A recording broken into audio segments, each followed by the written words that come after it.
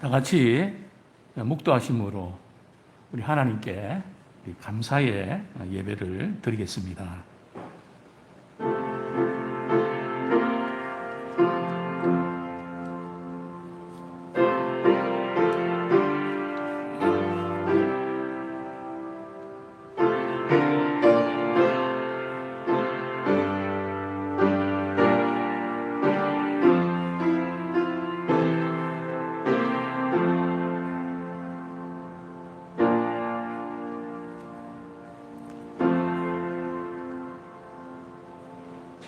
하나님 아버지, 우리를 구원하시고 사랑해 주신 우리 하나님께 예배를 드리기를 원하는 믿음의 성도들이 국내외에서 또 흩어지는 선교사님들이 주님을 앙망합니다.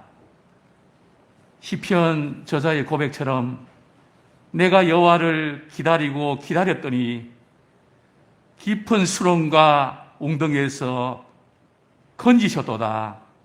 이 놀라운 약속의 말씀이 우리에게 이루어지게 하여 주옵소서.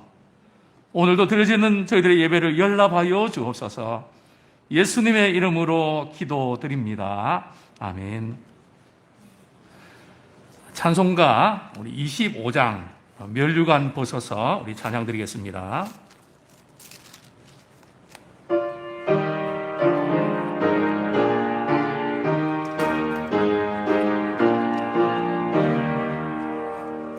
면류관 벗어서 주 앞에 드리네.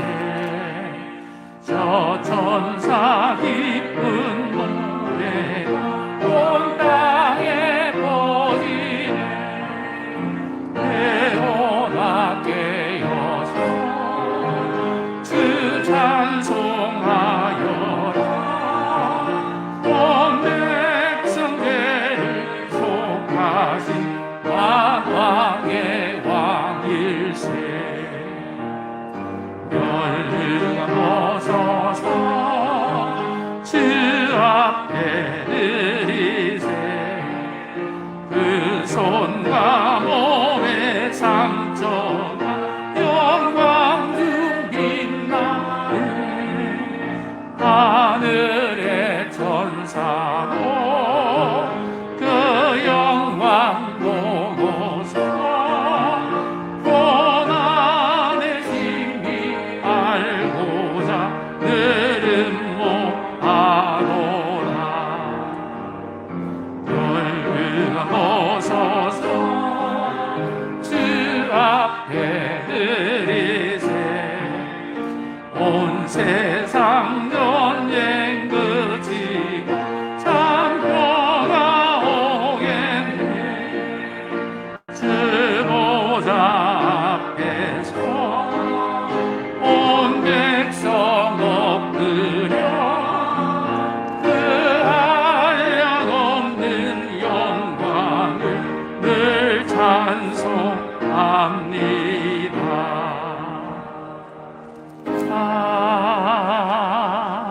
아멘. 우리 성시교도 가겠습니다.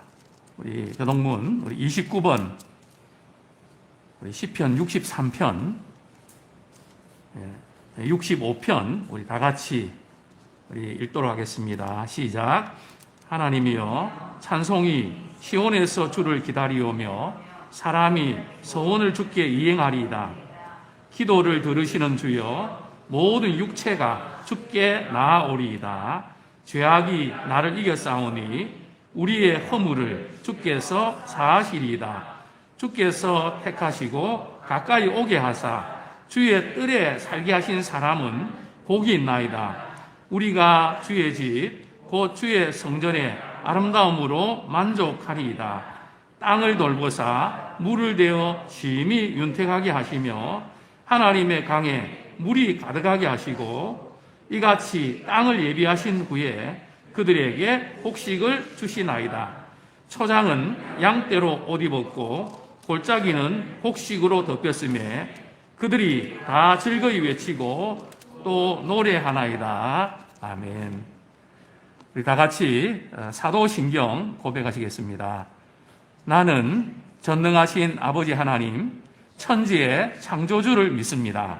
나는 그의 유일하신 아들, 우리 주 예수 그리스도를 믿습니다. 그는 성령으로 잉태되어 동정녀 마리아에게서 나시고 본디오 빌라도에게 고난을 받아 십자가에 못 박혀 죽으시고 장사된 지 사흘 만에 죽은 자 가운데서 다시 살아나셨으며 하늘에 오르시어 전능하신 아버지 하나님 우편에 앉아 계시다가 거기로부터 살아있는 자와 죽은 자를 심판하러 오십니다.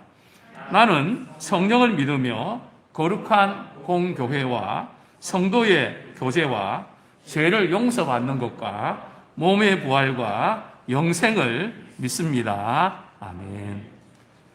다 같이 우리 찬송가 516장 옳은 길 따르라 의의 길을 우리 찬양 드린 후에 우리 김성경 우리 안수 집사님 기도해 주시겠습니다.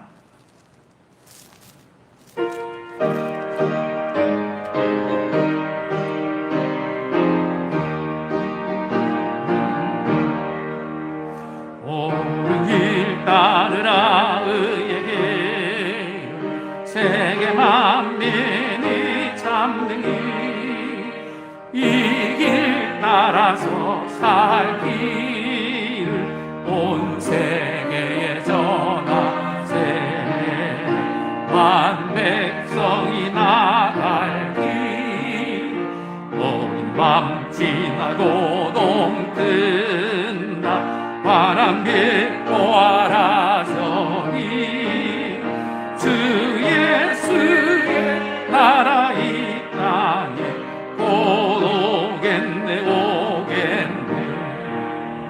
주 예수 따르라 승리에 그게 만민이 나가 길과 진리요 참 생명 내 장검을 부수고 나 따르라 화평과 온 맘 지나고 동튼다 환한 빛 보아라 저기 주 예수의 나라 이 땅에 곧 오겠네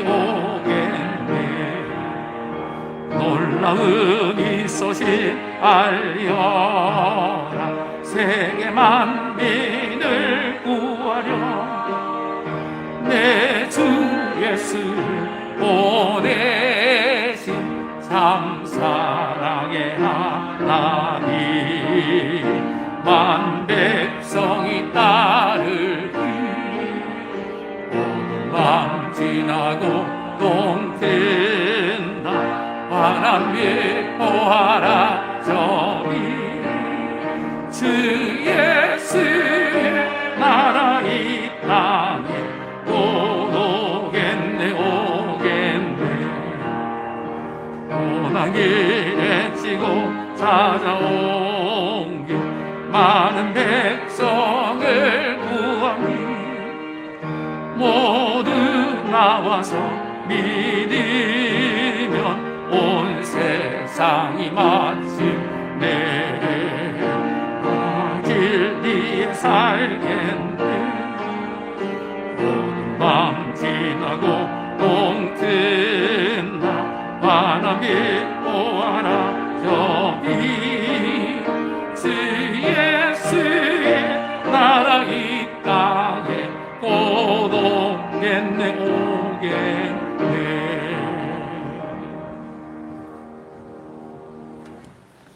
다 같이 기도하시겠습니다.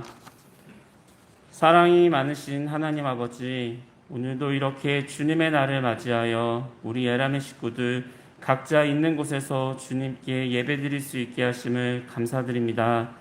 저희가 주님의 날에 주의 이름으로 주님의 전에 모이는 것이 불법인 시대가 어느 날 갑자기 저희들 앞에 나타났습니다. 하나님, 현재 일어나는 우리 주변의 많은 일들과 또 하나님의 말씀에 예언되어 있던 많은 일들이 점차 이루어져 가고 있는 것을 저희들이 영적으로 분별할 수 있는 영안을 열어주시고 노아의 홍수, 소돔과 고모라의 멸망을 앞두고도 하루하루 먹고 사는 것에만 급급했을, 또 하루하루 인생을 즐길 고민만 했을 수많은 사람들, 그래서 저희가 쉽게 어리석은 사람이라고 판단했던 그들이 이 시대를 살아가고 있는 저희가 되지 않도록 주님 함께하여 주시옵소서.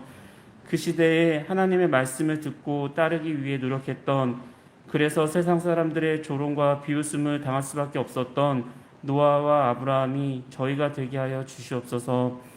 노아에게 하나님께서 말씀하셨습니다. 사람들이 나의 말을 따르지 않고 죄를 짓고 있다. 사람들의 생각과 계획이 모두 악하구나. 사람들이 짓는 죄를 내가 다 알고 있다. 내가 사람들을 멸망시킬 것이다. 그러나 너는 내 명령을 따라 방주를 만들도록 하거라. 저희들도 하나님으로부터 아무개는 이 시대에 하나님의 말씀을 잘 듣고 순종하는 사람이었다라는 인정을 받게 하여 주시옵소서. 하나님, 이제는 주일날 아침에 일찍 일어나서 아침을 먹고 헌금을 준비하고 깨끗한 옷을 차려입고 교회까지 시간에 맞춰 열심히 오지 않아도 되는 그런 시대가 되었습니다. 그동안 우리가 월요일부터 토요일까지 세상 사람들과 똑같이 살다가 주일날만 주님의 자녀로 사는 저희들의 삶을 보면서 안타까워하고 매일매일의 삶 속에서 주님을 만날 수 있도록 기도해 왔는데, 이제는 주일날조차도 믿지 않는 사람들과 똑같이 살게 되지 않을까 심히 염려가 됩니다.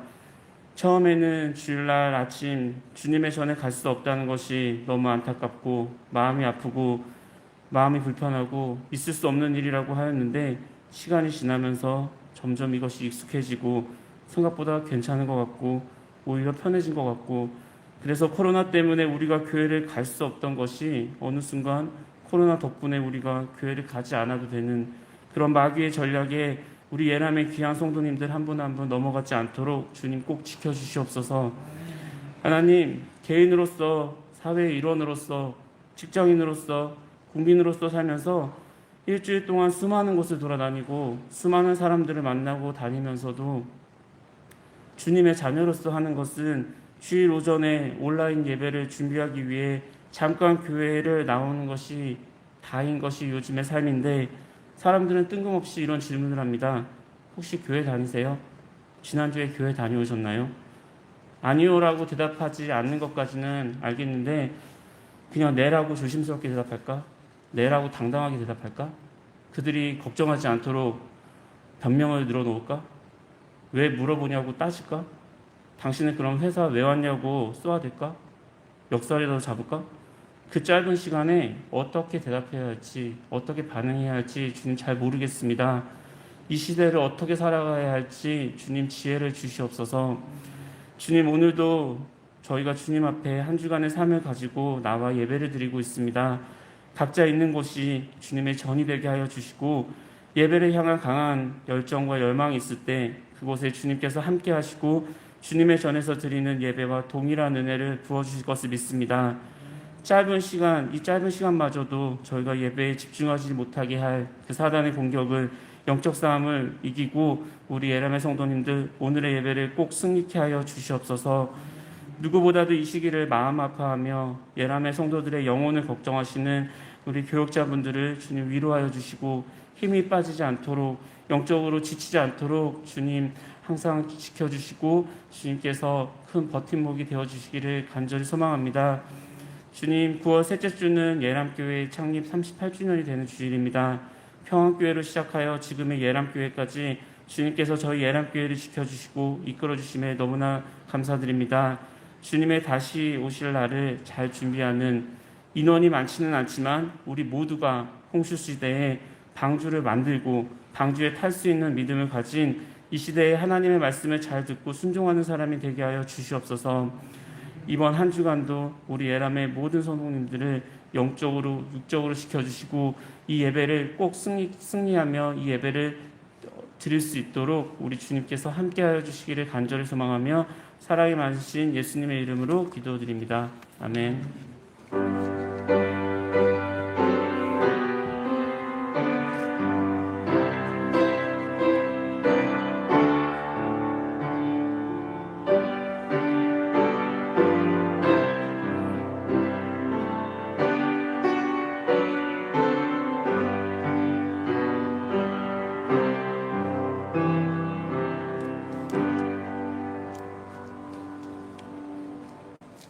찬송가 우리 50장 우리 2절 찬양 드리면서 준비하신 헌금을 드리겠습니다.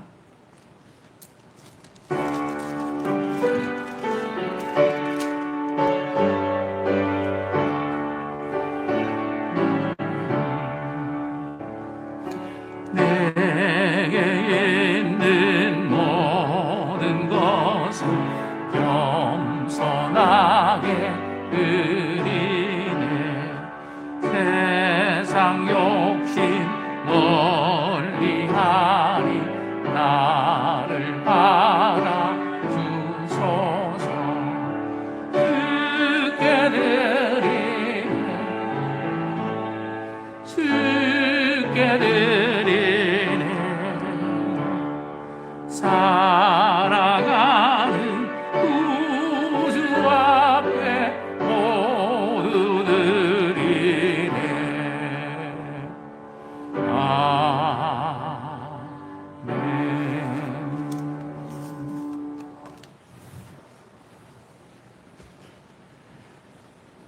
하나님 아버지 감사합니다.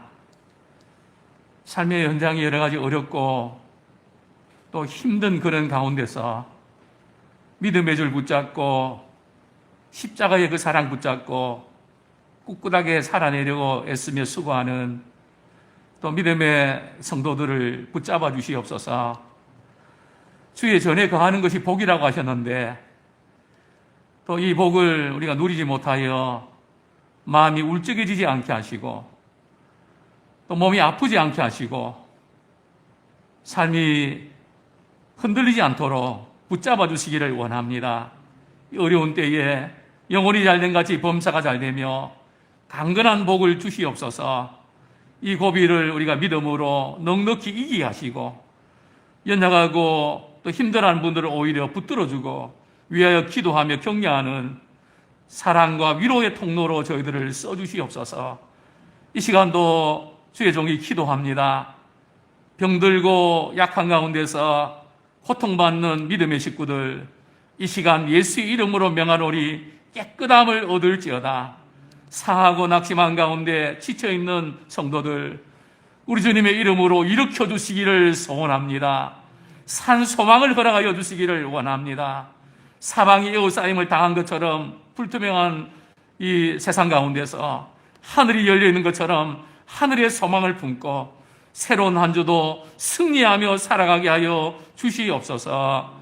예수님의 이름으로 기도드립니다. 아멘.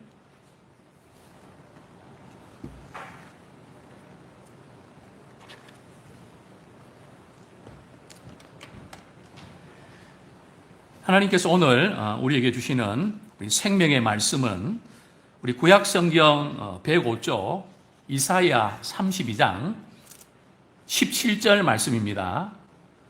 이사야 32장 17절 제가 봉독해 드리겠습니다. 공의의 열매는 화평이요 공의의 결과는 영원한 평안과 안전이라. 아멘.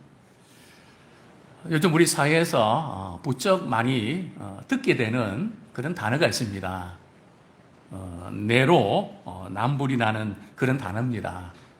제가 설명을 드리지 않아도 이 의미가 무엇인지를 우린 잘 알고 있습니다. 이 말이 자주 사용되고 있는 것은 그만큼 우리 사회가 공정하지 못하다는 것을 단적으로 나타냅니다. 왜 이런 일이 일어날까요? 성경은 그 원인을 정확하게 진단하고 있습니다. 남의 눈에 티를 보고 판단하지 말고 내 눈에 이 들보를 먼저 뽑아라. 이 내로남불의 반대어가 뭔지 아십니까? 제가 만든 신조어입니다. 내티, 내들, 남티. 어렵네요. 신조어라서. 예. 나의 들보를 먼저 빼내고 남의 티를 비난하지 말고 성경은 남의 티를 빼주라고 이야기하고 있습니다. 오늘 우리 사회가 또 우리 자신이 공정하지 못한 여러 가지 많은 징후들이 여기저기에서 드러나고 있는데 바로 이 원인이 뭔지 또 크리스찬으로서 우리는 어떻게 되는지 오늘 본문을 통해서 함께 은혜 받기를 원합니다. 저는 오늘 설교 제목을 공정한 사회로 가고 있는가 하는 제목을 잡았습니다. 우리를 진단하고 어떻게 하면 공정한 사회로 나갈 수 있을까 하는 참 치열한 고민 가운데 말씀을 준비했습니다. 그리고 고민했습니다. 죄악이 가득 찬 이 세상에서 공정한 사회는 가능한 것일까? 하나님께서 우리에게 요구하시는 것은 어떤 것일까? 우리 미가서 6장 8절에 보면 여호와께서 내게 요구하시는 것은 오직 정의를 행하며 인자를 사랑하는 것입니다. 우리 주님이 요구하시는 것은 공의를 행하고 사랑을 실천하는 것. 이 두 가지 어느 한쪽으로 기울지 않고 잘 조화를 이루는 것이 우리에게 무엇보다 필요합니다. 그동안 우리는 사랑을 강조하면서 공의를 잃어갔던 것은 사실입니다. 저도 목회하면서 사랑으로 오랫동안 견디고 인내하다가 그래도 하나님께서 그건 기뻐하지 않을 거야. 하나님의 말씀에 입각해서 바르게 이야기를 하면 대부분의 사람들이 시험 들고 그것 때문에 오히려 참 안함만 못한 그런 결과를 많이 경험했습니다. 제 마음속에는 참 하나님이 기뻐하시는 뜻대로 바로 하려고 했는데 정말 사랑하는 마음으로 했는데 왜 그럴까? 앞으로는 그러지 말아야 될까? 때로는 회의도 들고 낙심이 될 때도 있었습니다. 어떤 경우는 정의를 외칩니다. 불의를 폭로하고 정의에 투사가 됩니다. 그러나 사랑이 없는 싸늘한, 그래서 우리는 정의를 주장하지만 아무리 영향을 끼치지 못하는, 어쩌면 우리는 공의를 주장해야 될 때에 사랑을 내세우고 또 사랑으로 품어야 될 때에 공의를 앞세웠던, 언제 공의를 내세워야 될지, 언제 우리가 사랑을 내세워야 될지를 구분하지 못하고 이게 뒤섞여버린, 이것이 우리의 문제는 아니었던가, 여러 가지로 돌아보게 됩니다. 십자가는 사랑과 공의의 완벽한 조합입니다. 하나님은 공의로우신 분이시기 때문에 죄를 참아 볼 수 없으십니다. 또 죄의 싹은 사망이기 때문에 죄를 벌하셔야만 됐습니다. 그러나 인간의 죄를 사망으로 물으면 나만할 사람이 없기 때문에 독생자 예수 그리스도를 보내주셨습니다. 공의도 이루어야 되고 사랑도 실천해야 되는 그 하나님 아버지의 마음이 우리 모두의 마음이 되기를 소원합니다. 총체적으로 무너져가는 이 세상 속에서 공정한 사회로 가는 것이 가능할까요? 오늘 본문의 배경은 아수르가 북이스라엘을 삼키고 이제 남유다 예루살렘 성을 에워쌌습니다. 참 일촉즉발의 위기입니다. 바로 그런 상황 속에서 하나님께서는 이사야 선지자를 보내어서 너희들이 회개하고 돌이키면 아수르 사람들을 진멸하고 예루살렘 성이 공격을 당하지만은 위기를 극복할 것을 말씀해 주셨습니다. 한마디로 회복을 약속해 주셨습니다. 그러나 오늘 본문에는 두 사이의 그 모습이, 한 나라의 두 가지의 그런 모습이 대조로 나타나 있습니다. 한 부류는 공정하지 못한 사회의 모습, 다른 한 부류는 공정한 그런 사회의 모습, 선한 정부와 악한 정부가 어떻게 되는지 우리에게 보여주고 있습니다. 저는 첫 번째 이렇게 도전하고 싶습니다. 공정하지 못한 사회에서 나타나는 몇 가지 현상이 있습니다. 혹시 우리 사회 가운데 이런 현상이 나타나고 있지 않는지, 아니면 우리 직장 가운데, 아니면 한국 교회와 우리 교회 가운데 이러한 일들이 나타나고 있지 않는지를 우리가 한번 점검하면 좋겠습니다. 가정이든 직장이든 또 이 사회든 뭐 교회도 마찬가지입니다. 어떤 사람이 중요한 것을 결정하고 영향을 끼치는가? 그 사회에, 그 단체에 주를 이루는 사람의 성향이 어떤가? 거기에 따라서 결과는 판이하게 달라집니다. 본문 5절 말씀, 이사야 우리 32장 5절 말씀 제가 읽어드리겠습니다. 어리석은 자를 다시 존귀하다 부르지 아니하겠고 우둔한 자를 다시 존귀한 자라 말하지 아니하리니. 이전에 지금 남유다의 이 사회가 어리석은 자를 존귀하다고 하는 겁니다. 이게 무슨 뜻일까요? 이 어리석은 자가 중요한 위치에 있다는 겁니다.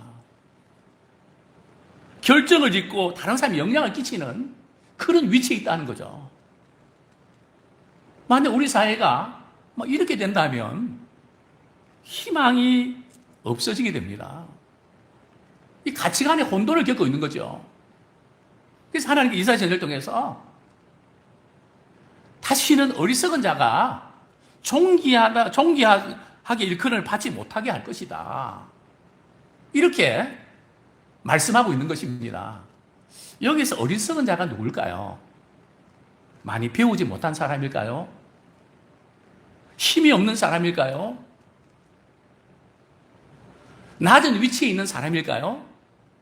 성경에서 말하는 어리석은 자는 그런 사람이 아니고요. 하나님이 없다고 하는 사람입니다. 하나님을 거역하는 사람입니다. 자기 방식을 고집하는 사람입니다.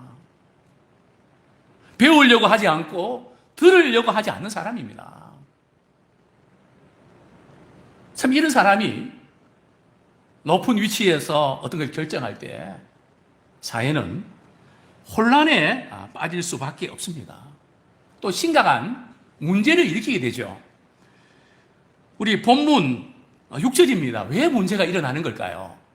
우리 본문 6절 우리 같이 한번 읽겠습니다. 시작. 이는 어리석은 자는 어리석은 것을 말하며 그 마음에 불의를 품어 간사를 행하며 폐역한 말로 여호와를 거스르며 줄인 자의 속을 비게 하며 목마른 자에게서 마실 것을 없어지게 함이며. 개인이 그저 어리석은 것은 그 개인으로 끝나고 그저 이렇게 주변에 사람들에게 영향을 주는 끝나지만 이 사람이 공인인 경우들은 많은 영향을 끼치게 됩니다. 성경에서 이 어리석은 사람은 하나님이 없다고 하고 하나님이 없는 것처럼 행동하지만 이것이 사람에게도 악행을 행한다는 겁니다. 하나님을 의식하는 사람은 사람에게도 사랑을 실천합니다. 그러니까 누구를 의식하는가에 따라서 그 사람의 말과 행동은 달라지게 되어 있습니다. 어리석은 사람은 어리석은 것을 말하게 됩니다. 그리고 마음에 뭘 품는가 하면 불의를 품는다는 거죠.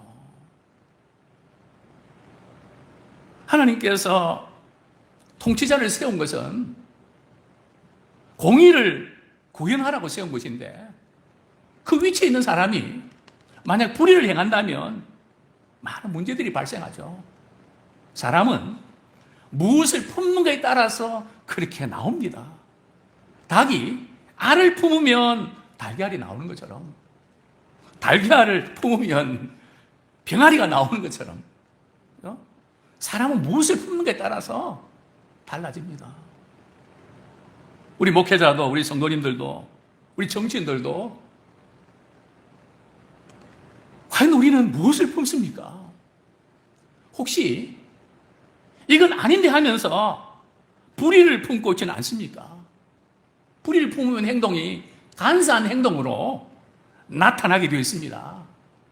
그리고 말로도 나타나는데 폐역한 말로, 아주 완악한 말로 하나님을 거스리고 정말 추리고 힘들어하는 속을 비게 하고 또 목마른 자에게 마실 것을 뺏어버리는, 목이 마르다고 신음하고 있는데,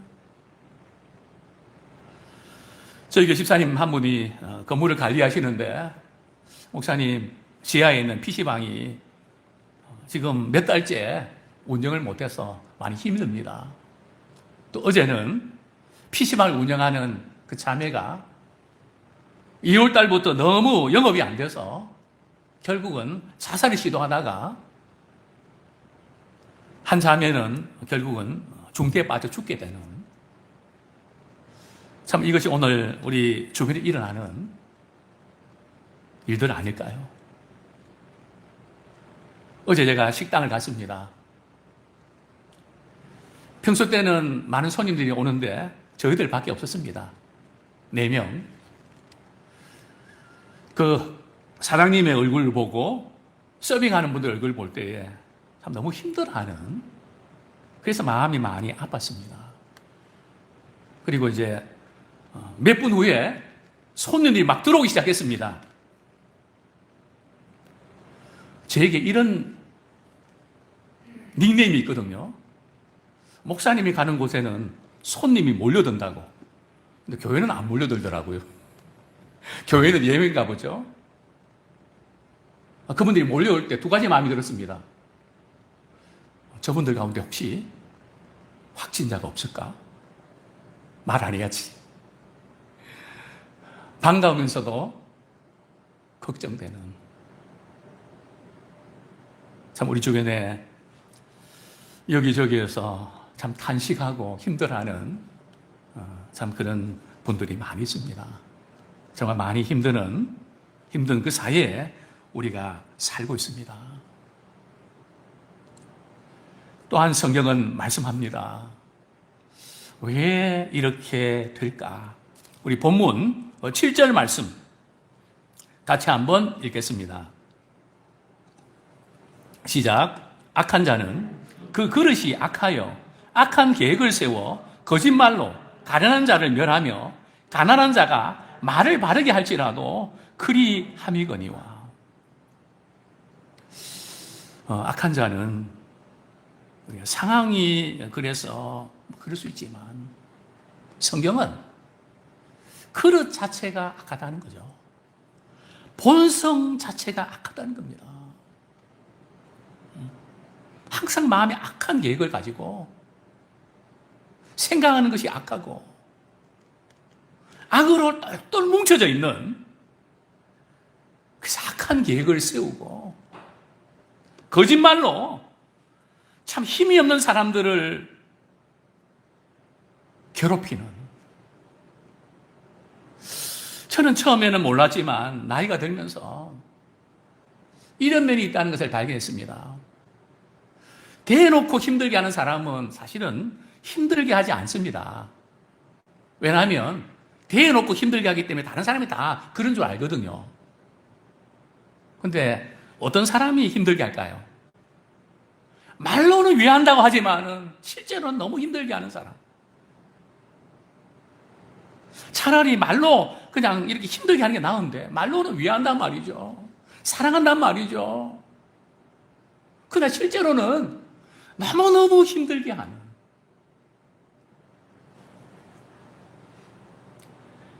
또 가난한 자가 말을 바르게 할지라도 힘이 없고 가난한 사람들이 근데 이건 아닌 것 같아서 말을 하면 모든 것을 다 잃게 됩니다. 이 공정한 사회는 누구라도 이것이 아니라 그러면 말할 수 있어야 되고 그렇게 반영해야 됩니다. 누가 말을 하면 그냥 그대로 이루어지고 힘이 없는 사람이 말을 하면 아무리 해도 안 되는 예를 하나 들까요? 비교적 고속도로에 월요일이 되면 좀 차가 많이 이렇게 막히는 편입니다. 명절도 아니고요. 왼쪽에 이렇게 전용 차선은 고속버스가 없는데 뻥 뚫렸습니다. 근데 이쪽 차선은 그 톨게이트를 이렇게 가는데 30분이 걸렸습니다. 제가 이제 속으로 이런 마음이 들었습니다. 다들 참 바쁘고 힘들게 살아가는데 한국도로공사에서 한 사람 나와서 이 뻥 뚫린 그 차선을 좀 갈 수 있도록 융통성을 발휘해서 고속도로 공짜로 갑니까? 톨게이트비 내잖아요. 그래서 제가 목적지에 가서 민원을 넣었습니다. 이런 경우들은 우리가 이 일반 우리 시내 도로에서도 이렇게 뭐라 그러죠? 우리 차가 붐비지 아니하면 뭐 이렇게 갈 수 있는 그런 신호이지 않습니까? 그죠? 그걸 설치하든지 아니면 그게 어려우면 한 사람 보내서 좀 뭔가 이렇게 그게 시민들을 위한 게 아닐까. 민원 넣었거든요. 답장이 왔을까요? 안 왔을까요? 제가 왔으면 이런 이야기 하겠습니까? 또 한 번 넣으려고 그럽니다. 누가 말을 하든지. 그것이 정말 사람들을 편리하게 한다면 들어야죠. 그러나 공유하지 못한 사회는 누가 말을 하는 게 중요하지 어떤 말을 하는가는 그렇게 중요하지 않다는 겁니다.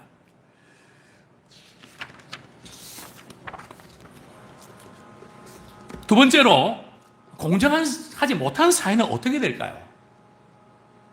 다 그럴 수 있다고 우리가 넘어갈 게 아니고 공정하지 못한 사회는 거기에 대한 많은 것들 우리는 겪게 됩니다. 우리 본문 9절 말씀 우리 같이 한번 읽겠습니다. 시작. 너희 안일한 여인들아 일어나 내 목소리를 들을지어다. 너희 염려 없는 딸들아 내 말에 귀를 기울일지어다. 10절. 너희 염려 없는 여자들아 1년 남짓 지나면 너희가 당황하리니 포도수확이 없으며 열매 거두는 일이 이르지 않을 것임이라. 자, 여기 보면 너희 안일한 여인들 누굴까요? 염려 없는 딸들은 누굴까요? 사실은 여기 안일한 여인과 염려 없는 딸들은 불신자를 가리키기보다는 하나님을 믿는 신자들을 가리킵니다. 신자들 가운데 하나님보다 이 세상의 물질, 명예, 이 세상의 사고방식 이것을 훨씬 더 좋아하고 또 여기 염려 없는 딸들은 자신만만합니다. 누가 지금 지켜주는지 겁을 낼 줄도 모르고 거짓이 드러나도 자신만만합니다. 혹시 우리가 믿는다고 하지만 혹시 우리가 이런 자신감을 갖고 있지 않습니까? 하나님께서 이사전을 통해서 경고하십니다. 10절에 보면 너희 염려 없는 자들아 1년 남짓 지나면 너희가 당황하리니 내가 1년의 기회를 준다. 너희들이 아무리 애쓰고 수고해도 수확이 없다. 장사 안 된다. 고생만 진탕하고 아무런 결과가 없다. 열매를 거두는 일이 이르지 않을 것이다. 그뿐입니까? 11절, 12절 이 탄식하고 가슴을 치는 일들이 일어난다. 11절, 12절 우리 같이 한번 읽겠습니다. 시작. 너희 안일한 여자들아 떨지어다. 너희 염려 없는 자들아 당할지어다. 옷을 벗어 몸을 드러내고 배로 허리를 동일지어다. 그들은 좋은 밭으로 인하여 열매 많은 포도나무로 인하여 가슴을 치게 될 것입니다. 이전에 참 좋았는데 상황이 너무 바뀌어지면서 가슴을 치면서 어떻게 이럴 수가 이런 일들이 벌어진다는 거죠. 그뿐입니까? 우리 13절, 14절 같이 한번 읽겠습니다. 시작. 대저 궁전이 폐한바되며 인구 많던 성읍이 적막하며 오벨과 망대가 영원히 구렬이 되며 들나귀가 즐기는 곳과 양떼의 초장이 되려니와. 정말 적막하고 황폐하게 되는 그 짐승들의 소굴이 되는 이제 이런 때가 올 수 있다는 거죠. 요즘 9시만 되면 거의 일원동 이 거리가 적막합니다. 어떤 가게는 문을 닫은 가게들이 많고요. 또 어떤 가게는 손님 오는데 불만 켜 있습니다. 의자만 가지런히 놓여 있습니다. 참 주인의 그 심정은 어떨까? 참 마음이 아픈데요. 정말 우리 한 사람 한 사람 참 이런 어려울 때일수록 우리 역할을 잘 감당하기 원합니다. 하나님께서 우리를 통하여 시대를 걸고 계십니다. 너희 안일한 여인들아, 너희 염려 없는 딸들아. 여기 안일하다, 염려 없다는 이 말은 말이죠. 본문에 보면 남편을 부추겨서 그 지기 위해서 자꾸 죄를 짓게 만들고 또 자녀들에게 특혜를 자꾸 주어서 많은 사람들을 힘들게 만드는 그런 죄를 짓지 말아야 된다는 거죠. 그래서 우리는 이 코로나 사태로 인해서 다시 한번 우리가 있는 위치에서 우리 국회의원들이 또 국무총리가 또 산부 요인들이 특별히 믿음의 국회의원들이 우리 목회자들이 또 우리 성도들이 그 위치에 있어서 우리는 믿음의 양심선을 하기 원합니다. 하나님, 우리 사회가 잘못된 길로 가고 있다면 믿음의 사람들이 양심선을 해서 바른 길 가게 해주십시오. 저는 기도합니다. 왜? 아무 힘이 없으니까요. 잘못되게 가지 않도록 하나님 바른 길 갈 수 있도록 믿음의 사람들이 역할하게 해주십시오. 에스더처럼 이때를 위함인 줄 누가 아냐. 자기 당의 눈치 보지 말고 참 하나님께서 기뻐하시는가. 그래서 이 높은 위치에 있는 저는 그리스도인들에게 저는 이렇게 도전합니다. 중요한 요직에 발탁됐거든 가족들에게 이렇게 이야기하십시오. 친척들에게 이렇게 이야기하십시오. 나는 누구의 청탁도 받지 않는다. 나는 누구의 부탁도 듣지 않는다. 그렇게 말하고 행동하십시오.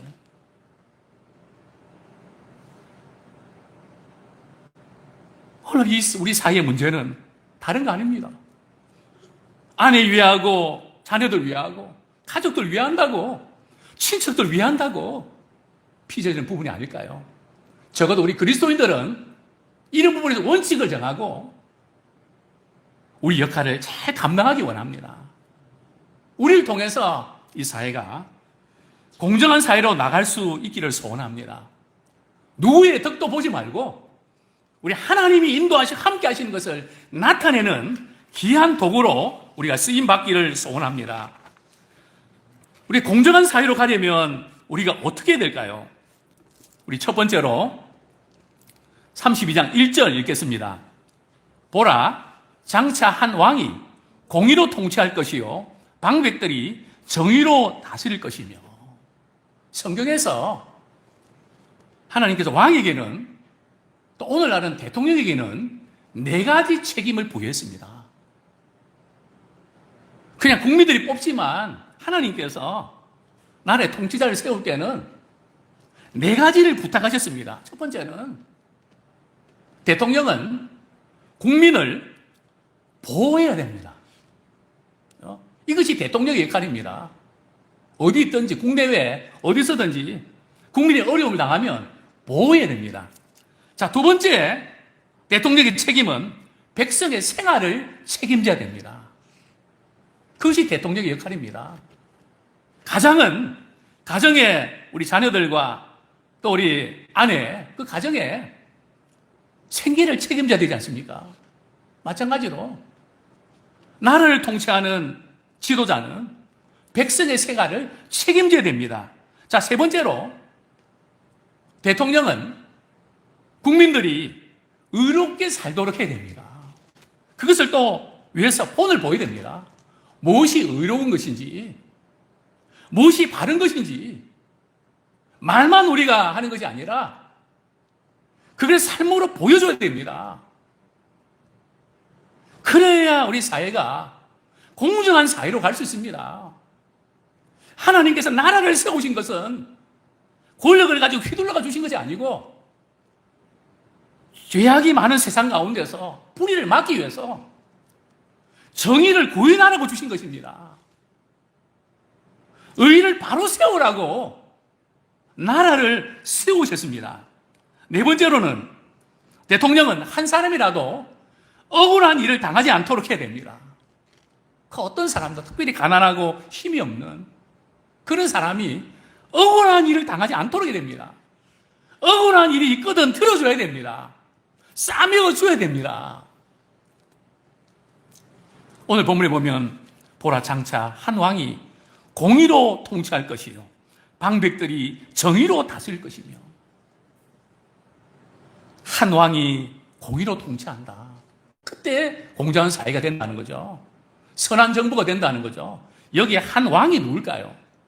1차적으로는 히스기야 왕입니다. 궁극적으로는 장차 오실 메시아입니다. 진정한 의미에서 공정한 사회는 하나님의 통치가 이루어져야 가능합니다. 저는 이번 의뢰를 통해서 우리 한국 기독교가 하나님의 통치권 안에 들어가길 원합니다. 우리 성도들이 삶의 전 영역에서 하나님의 통치를 구현하는 자 되길 원합니다. 정치, 예술, 경제 모든 분야에서 하나님이 기뻐하신 일이 무엇인지를 우리가 알아서 남들은 어떻게 하든지 관행이 어떻든지 간에 우리 있는 위치에서 하나님의 공의를 실현하는 우리 모두가 되기를 소원합니다. 그러나 안타깝게도 남유다 백성들은 하나님의 통치보다는 주변 국가들, 세상 사람들이 잘 사고 누리고 그런 모습들 너무 부러웠습니다. 왜 안 그렇겠습니까? 나만 왜 이렇게 살아야 돼? 왜 우리만 이렇게 살아야 돼? 믿음의 가정에서 자녀들이 그런 이야기 하지 않습니까? 남들은 그렇게 안 사는데 왜 우리만 이렇게 살아야 돼? 우리 그런 이야기 종종 듣지 않습니까? 또 우리 역시 교회에서는 그렇게 말을 하지만, 교회에서는 그렇게 한다고 하지만 세상에서는 세상 방식이 있는 거야. 세상에는 세상 방식 따르고 교회에서는 하나님 방식을 따르면 돼. 암묵적으로 우리는 그런 믿음을 가지고 있지 않습니까? 그것이 오늘날 우리가 겪게 되는 고통이고 위기가 아닌가 생각됩니다. 이스라엘 백성들처럼. 어떻게 해야 될까요? 성경은 말씀합니다.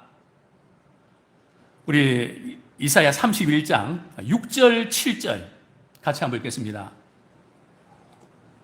시작. 이스라엘 자손들아, 너희는 심히 거역하던 자에게로 돌아오라.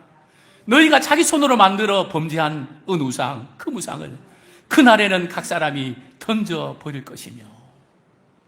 우리에게 이것이 필요합니다. 우리는 믿는다고 하지만은 하나님을 심히 거역하지 않았습니까? 하나님의 말씀을 듣는 것 자체도 부담스러워하고 싫어하지 않았습니까? 말씀은 좋지만 그러면서 우리는 우리의 입장과 우리의 형편을 내세우지 않았습니까?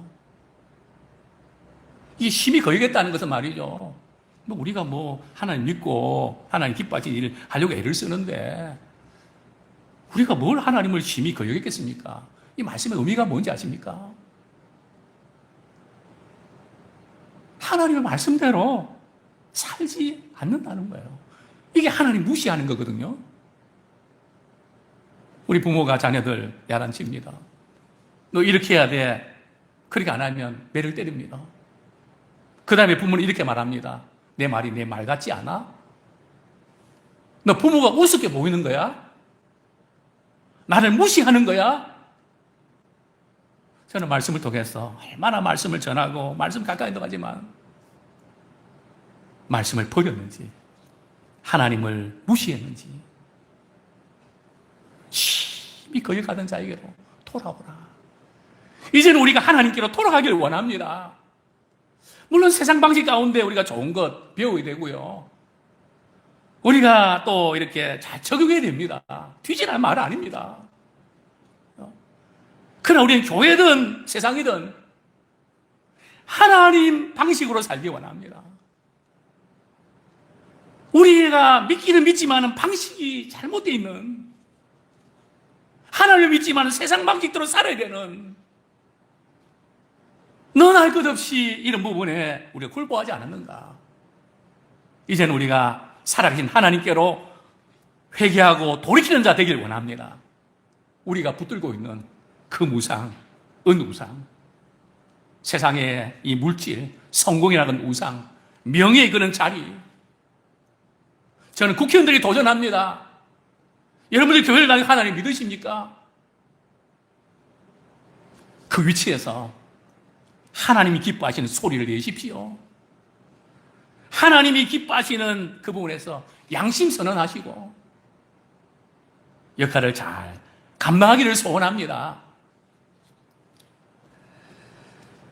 하나님께서 통치자에게 주신 것은 공의를 시행하라고 주신 것입니다. 오늘 본문에 보면 방백들이 정의로 다스릴 것이며, 방백이 누굽니까?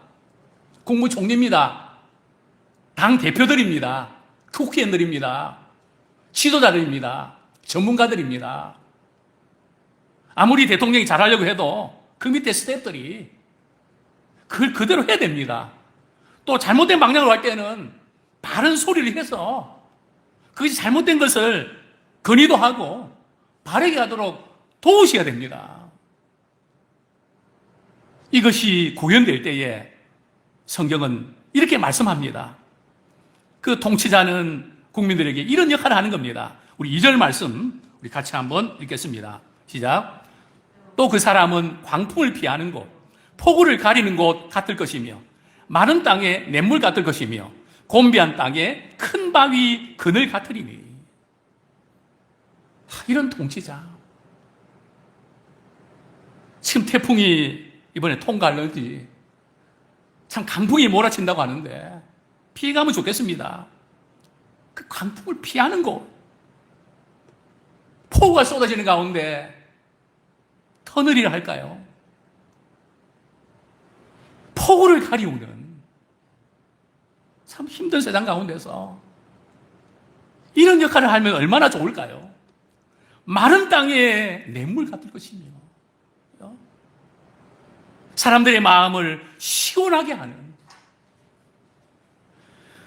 또 우리가 산에 가면 큰 바위가 있는데 그늘이 생긴 것처럼 곤비한 땅에 큰 바위 그늘 같으리니. 우리 가장도, 우리 목회자도, 우리 성도들도, 또 우리 정치인들도 있는 곳에서 또 직장의 우리 오너들도 이런 역할을 할 수 있는 그런 우리가 되기를 소원합니다. 우리 3절 말씀 우리 한번 같이 읽도록 하겠습니다. 네, 우리 3절 같이 읽겠습니다. 시작. 보는 자의 눈이 감기지 아니할 것이요 듣는 자가 귀를 기울일 것이며. 참 공정한 사회로 가려면 첫 번째는 이 통치자가 공의를 시행해야 됩니다. 자, 두 번째는 우리가 이렇게 충분한 의견 수렴과 올바른 판단력을 가져야 됩니다. 본문 3절에 보면 보는 자의 눈이 감기지 않을 것이요 듣는 자가 귀를 기울일 것이며, 우리 우리말 성경은 이렇게 번역합니다. 그때 감찰하는 관리는 더 이상 눈을 감지 않을 것이고 심리하는 관리는 귀를 기울여 들을 것이다. 통치자들은 또 검찰은 또 판사들은 한 사건만 듣지 말고 이 이야기 저 얘기 다 듣고 판단하고 올바르게 결정을 해야 됩니다. 원활하게 의견 수렴하는, 소통하는, 각자 우리가 볼 수 있는 것은 적습니다. 각 전문가들의 의견들을 수렴해서 만약에 이 정책을 결정하면 어떤 어려움이 생길지 미리 파악해서 추리를 최대한 추리는 아마 그런 지도자가 지혜로운 지도자일 겁니다. 눈을 감지 말고 내가 믿고 싶은 거 믿고 듣고 싶은 거 듣지 말고 열어놓고, 우리 교회도 마찬가지고 목회자도 마찬가지입니다. 세상이 교회를 향하여 비판하는 거 우리가 듣고 돌아봐야 됩니다. 우리가 한번 점검해 볼 것도 많이 있습니다. 또한 우리 사회는 상권이 분립돼야 됩니다. 서로 견제하고 통제를 받아야 됩니다. 전문가들의 의견을 잘 듣고 좋은 결과를 도출해내는 그런 우리가 되길 원합니다. 우리 신자들은 편견에 사로잡히지 말고 내가 믿고 있는 것만 옳다고 주장하지 말고 참 우리 자신에게 부족한 것이 없는가 돌아보면서 깨닫는 우리가 되길 원합니다. 우리 본문 4절 보겠습니다. 같이 한번 읽겠습니다. 시작. 조급한 자의 마음이 지식을 깨닫고 어눌한 자의 혀가 민첩하여 말을 분명히 할 것이다. 조급한 자의 마음이 지식을 깨닫는다. 무슨 뜻일까요? 무슨 일을 결정할 때에 서두르지 말고 올바른 판단을 가져야 된다는 겁니다. 밀어붙인다고 되는 게 아니에요. 서서히 일을 진행하더라도 그렇게 하면 어떤 문제가 발생할지 불보다 뻔한 것을 우리가 감지하면서 그걸 어떻게 대안을 마련할 것인가 고민하면서 우리가 일을 집행하라는 거죠. 또 어눌하는 자의 혀가 민첩하여 말을 분명히 할 것이라. 허무나 우리 사이에 어느 날부터 말이 분명치 않습니다. 옳다는 말인지 그러다는 말인지 애매하게 말을 합니다. 여기에서 이 어눌한 자의 혀라는 것이 무슨 뜻일까요? 올바른 그 진리에 대해서 깨닫게 된다는 거죠. 무엇이 옳은지에 대해서 바르게 깨닫고 바르게 말을 한다는 거죠. 예면 예고 아니면 아니라는 거죠. 정말 우리 사회는 비전문가들이 전문가들을 주장하는 그런 사회가 되지 않기를 원합니다. 줄 잘 서고 그런 사람들이 성공하는, 정말 이렇게 열심히 노력하고 공부하고 실력 있는 그런 전문가들이 각 분야에 이렇게 들어가서 영향력을 발휘하길 원합니다. 정치도 나쁜 게 아니에요. 모든 사람은 정치를 다 합니다. 그래서 우리 그리스도인들도 정치에 들어가서 언론에 들어가야 됩니다. 그리고 또 다른 면들을 이야기해 줘야 됩니다. 이런 여러 가지 부분들 우리 다시 한번 돌아보기 원합니다. 저는 이런 분들이 많이 나왔으면 좋겠습니다. 본문 8절 같이 읽겠습니다. 시작. 존귀한 자는 존귀한 일을 계획하나니 그는 항상 존귀한 일에 서리라. 참 우리가 가정이든 직장이든 교회든 사회든 정말 거기에 꼭 필요한 너무 존귀하고 너무 귀하고 정말 그분이 꼭 있어야 되는데 그러기 위해서는요, 제가 이렇게 노예일, 총회일 하면서 얻은 것은요, 하고 싶어 하는 사람은 시키면 안 돼요. 물론 열정이 있어 좋은데요, 하고 싶어 하는 사람은 실력이 좀 딸립니다. 다 그렇다는 말은 아닌데요. 하기 싫은 사람을 시켜야 됩니다. 물론 하기 싫은 사람 가운데 억지로 하는 그런 사람 말고요. 필요하면 역할을 잘 감당해낼 사람 말입니다. 저는 우리 성도님들이 우리 한 분 한 분 참 이 어려운 가운데 우리가 비난하고 정죄할 것이 아니라 우리가 있는 곳에서 존귀한 자로 쓰임받기를 소원합니다. 우리가 그 일을 해내야 됩니다. 어두운 가운데 별이 더욱더 빛나는 것처럼 말입니다. 우리 성경 말씀 우리 한 구절 보겠습니다. 근본적으로 공정한 사회가 되려면 어떤 변화가 있어야 될까요? 우리 15절 말씀 같이 읽겠습니다. 시작. 마침내 위에서부터 영을 우리에게 부어주시리니 광야가 아름다운 밭이 되며 아름다운 밭을 숲으로 여기게 되리라. 근본적인 변화는 성령이 부어져서 사람의 마음이 획기적으로 변해야 됩니다. 성령이 부어져서 사람들의 마음이 획기적으로 변해야 됩니다. 주님을 알지 못하고 주님이 없는 사람들은 그래서 인간이 준 양심과 어떤 그 부분에서 애를 쓰지만은 유혹에 약하고 넘어가게 되어 있습니다. 한계가 있습니다. 그 진정한 변화는 성령을 받아서 하나님의 통치를 받아야 됩니다. 그분의 다스림을 받아야 됩니다. 그럴 때에 어떤 일이 벌어집니까? 광야가 아름다운 밭이 됩니다. 첩한 광야가 아름다운 밭으로 바뀝니다. 우리가 이렇게 중동의 팔레스타인 그 지역에 우리가 성지순례에 가면 끝없는 사막이 있다가 이스라엘로 들어오면 푸른 풀밭이 보이고 완전히 딴 세계입니다. 또 아름다운 밭을 숲으로 여기게 되는 게 무슨 뜻일까요?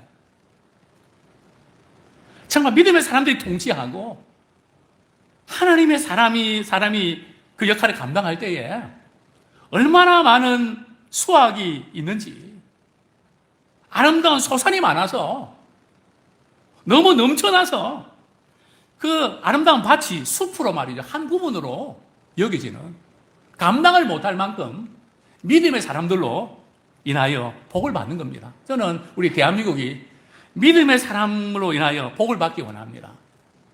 또 우리 세계의 이 마지막 시대에 주의 복음을 증가하는 축복의 통로로 쓰임받기 원합니다. 누가요? 위에서부터 성령의 부음바를 경험하는 사람이. 공정한 사회에 나타나는 현상이 뭘까요? 이 말씀 드리면서 오늘 말씀을 맺도록 하겠습니다. 공정한 사회는 두 가지 현상이 나타납니다. 우리 본문 17절, 18절 같이 읽겠습니다. 시작. 공의의 열매는 화평이요 공의의 결과는 영원한 평안과 안전이라. 내 백성이 화평한 집과 안전한 거처와 조용히 쉬는 곳에 있으려니와. 공의의 열매는 화평입니다. 공정한 사회가 되어 있다는 것은 국민들끼리 서로 화평한 겁니다. 마음이 갈라지지 않는 겁니다. 분열되지 않는 겁니다. 서로 윈윈하는 것입니다. 가진 자나 없는 사람이나 또 힘 있는 사람이나 힘이 없는 사람이나 서로를 돌아보고 관심을 갖고 역할을 감당합니다.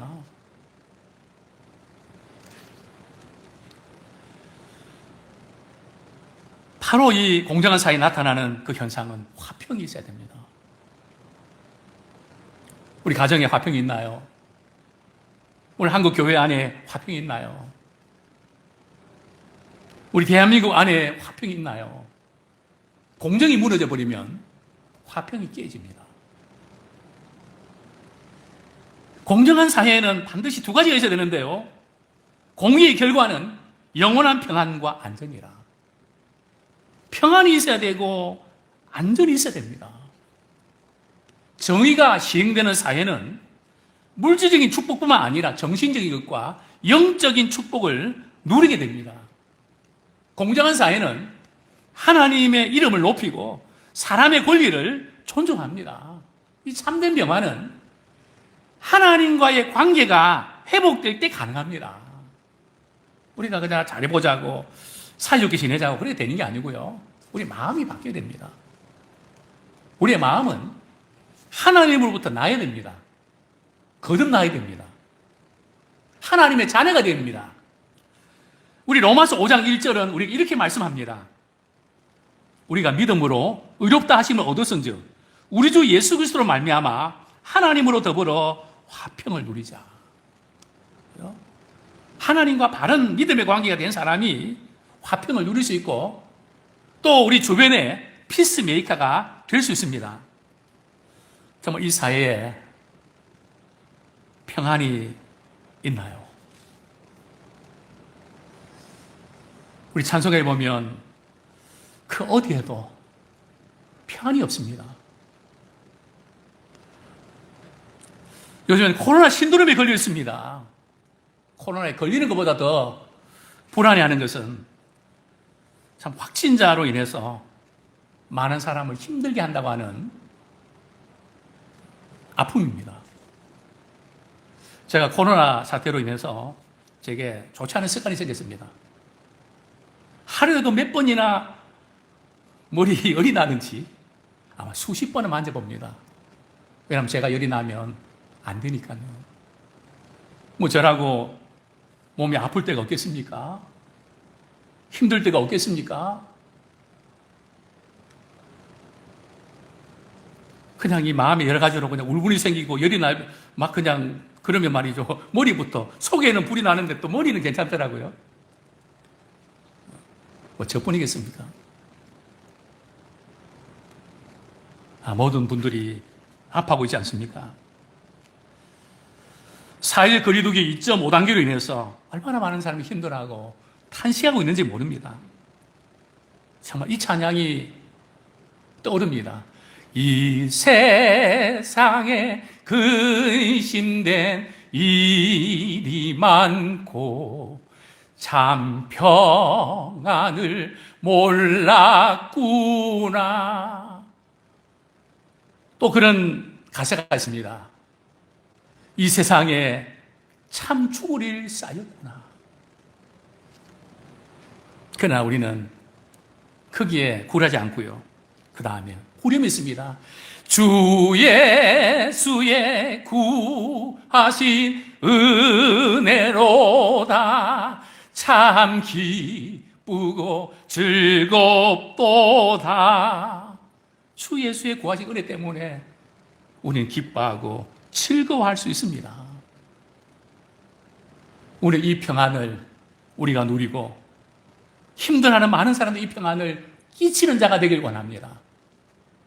부활하신 주님께서 두려움에 떨고 있는 문을 꼭 닫고 있는 제자들에게 찾아오셔서 평안하냐? 평안하냐? 내 평안을 너에게 끼치노니. 오늘 우리는 다른 것보다 주님이 우리에게 주신 그 평안, 모든 지각에 뛰어하는 하나님의 그 평안을 두려워 떨고 있는 많은 사람들에게 끼치는 그런 주인공들이 되기를 소원합니다. 두 번째로 공정한 사회에 나타나는 또 다른 현상이 있습니다. 바로 안전입니다. 본문 우리 32장 우리 18절부터 20절까지 말씀 읽겠습니다. 시작. 내 백성이 화평한 집과 안전한 거처와 조용히 쉬는 곳에 있으려니와 그 숲은 우박에 상하고 성읍은 파괴되리라. 모든 물가에 씨를 뿌리고 소와 나귀를 그리로 모는 너희는 복이 있느니라. 그렇습니다. 부동산 문제로 인해서 참 더 이상 신경 쓰지 않고 평화로운 그 거처, 화평한 그 집, 안전한 거처, 조용히 쉬는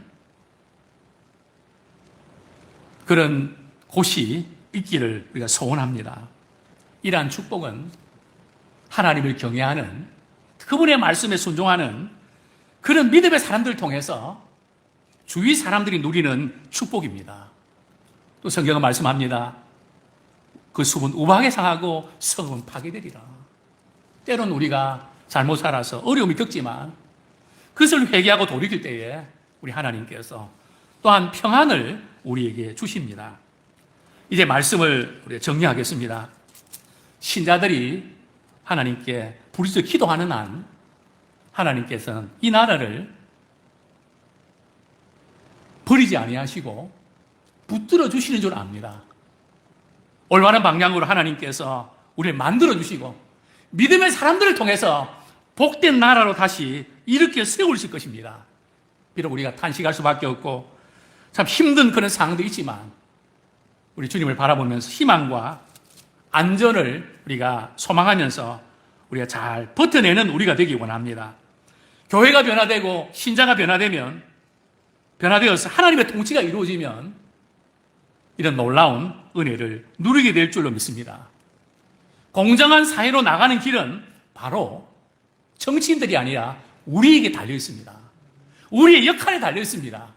하나님 반드시 우리 나라를 우리가 살리시고 교회를 다시 살리시고 하나님께 쓰임받는 그런 귀한 나라로 또 경제도 하나님 회복시켜 주시는 놀라운 축복의 통로로 우리를 써주시기를 소원합니다.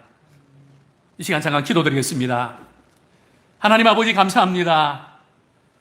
우리 사회를 위하여 우리를 돌아보게 하시고 과연 공정한 사회로 가고 있는지 우리 자신이 우상숭배 죄악에 빠져있지는 않는지 회개하며 돌이키는 자 되길 원합니다. 하나님 아버지 우리에게 역할을 주셨습니다. 정치인들에게 역할을 주셨습니다. 공의가 또 정의가 강같이 흘러가는 사회가 되기를 원합니다. 각자에게 주신 귀한 달란트들을 잘 발휘하여서 우리 대한민국이 아름답고 복된 나라로 세워갈 수 있도록 하나님께서 긍휼을 베풀어 주시기를 원합니다. 우상숭배의 죄악을 회개하며 하나님의 통치받는 대한민국이 되게 하여 주옵소서. 공정한 사회를 통하여 주시는 축복, 평안과 안전을 누리는 그런 나라가 되게 하여 주옵소서.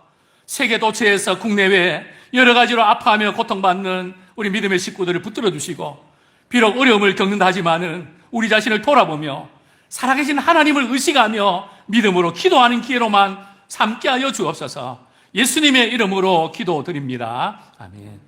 우리 그 자리에 일어나셔서 우리 찬양, 우리 586장 어느 민족 누구에게나 우리 찬양 드리겠습니다.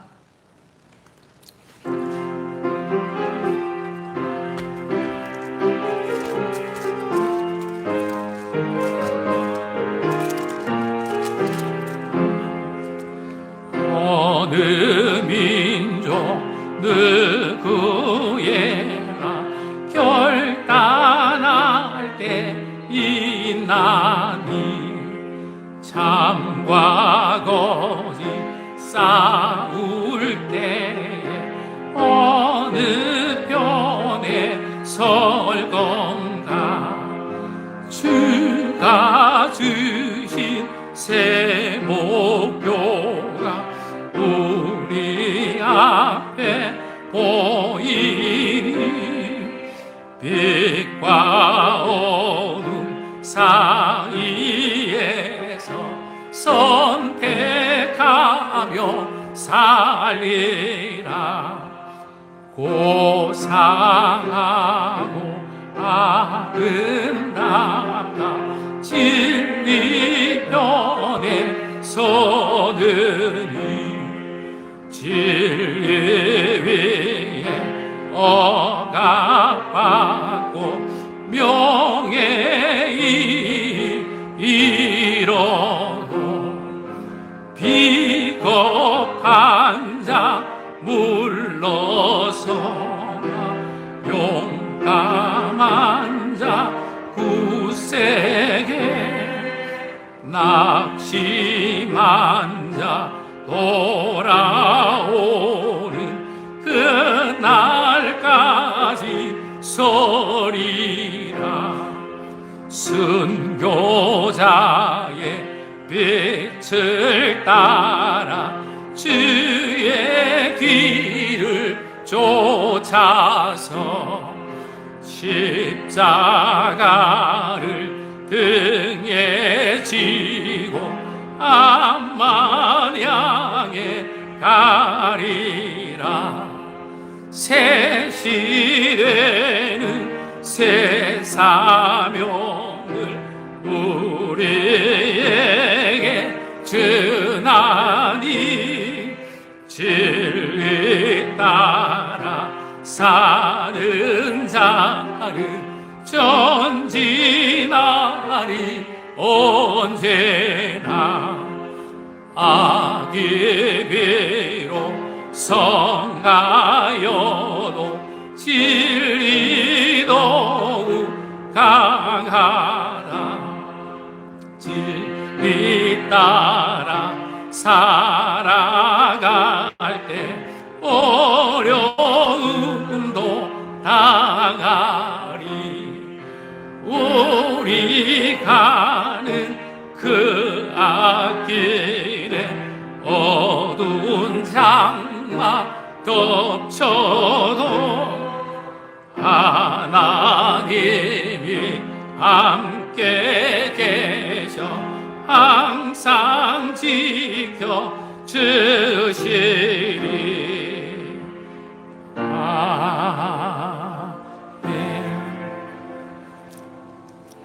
이제는 우리 주 예수 그리스도의 은혜와 우리 아버지 하나님의 극진하신 사랑과 성령님의 인도 교통하심이 예배를 드리는 믿음의 모든 성도들과 선교연져서 또 예배드리는 모든 또 식구들에게, 또 저 복역 땅에 있는 우리 또 믿음의 식구들에게 지금부터 영원까지 함께 하시기를 축원하옵나이다. 아멘.